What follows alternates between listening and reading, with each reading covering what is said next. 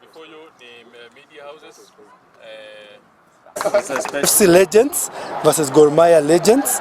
Alafu mechi ya 4 itakuwa kati ya AFC Leopards, our senior team, versus Shabana FC, their senior team.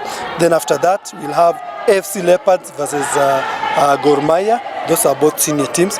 Then last but not least, our guests will come and grace the occasion by playing AFC Leopards versus Lamassa.